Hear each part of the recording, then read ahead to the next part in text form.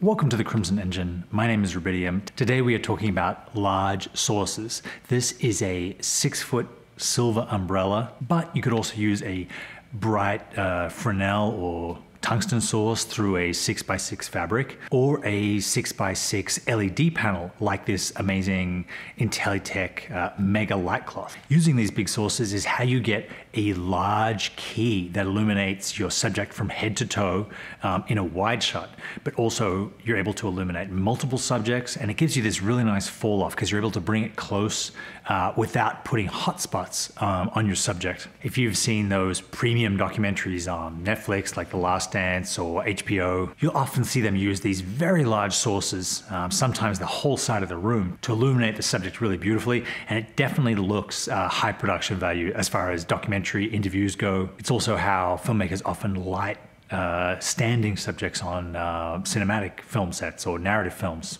The go-to way to achieve this lighting used to be to get a 6x6 fabric and bounce a very bright tungsten or HMI light through it.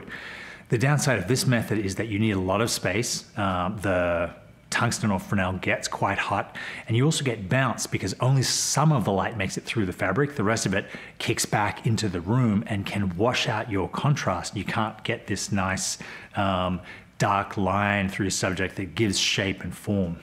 This is the very epic Hudson Spider Mozzie. These are around $4,000 or $5,000. So while it's an incredibly versatile, very professional light, it's not within everyone's price range. I decided to make a 6x6 source from lights I already had, which was 4-foot tube lights. I created this mounting board where I put a baby receiver on the back, and this is just a piece of off-cut timber.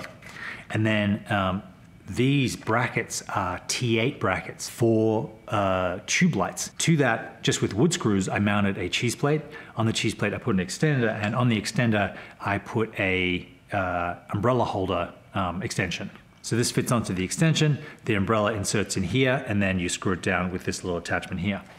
This whole thing cost about $50 in pieces and took me about 5 minutes with a drill and some wood screws from Home Depot. But what it allowed me to do was mount 4 T8 tube lights in front of a 6-foot Matthews shoot-through umbrella.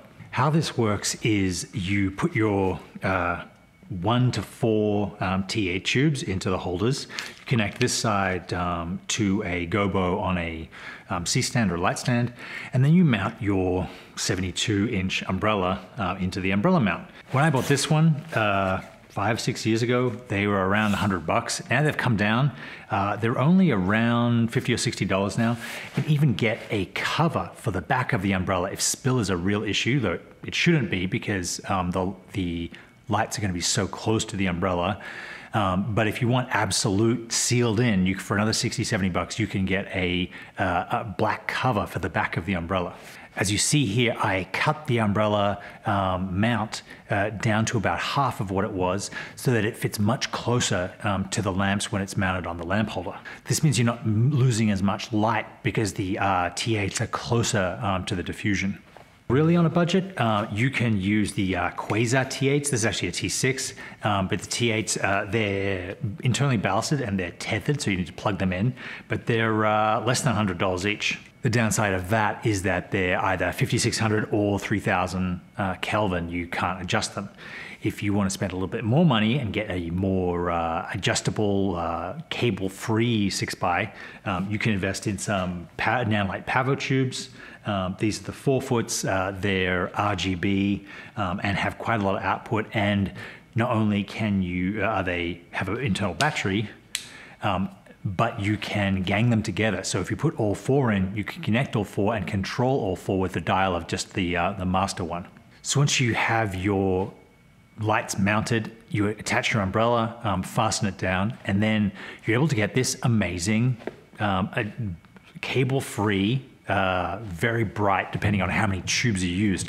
I set this up originally for 4 because I thought that's how much I needed, but I actually got away with just 2 tubes on the top and bottom mounts, and that was plenty of light at ISO 800 from about 6 feet away with both tubes at 5600 and full output. It gave me a T56. which is usually enough light, or more than enough light if you're down shooting f2 to get your nice bokeh background. Thank you very much to Skillshare for sponsoring this video.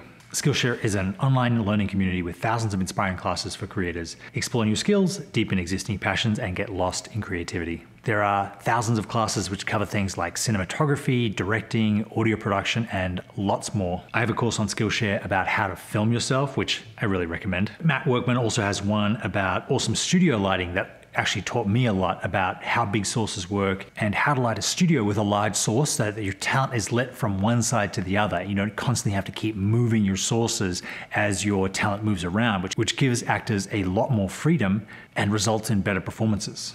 The first 1,000 people to click the link in the description will get 1 free month of Skillshare. It's curated specifically for learning, meaning that there are no ads, and they're always launching new premium classes, so you can stay focused and follow wherever your creativity takes you. If you're competing with outdoors, like I've seen on some of these shows, you will need significantly more output. You almost get to the point where your output is so bright that you're making your talent squint.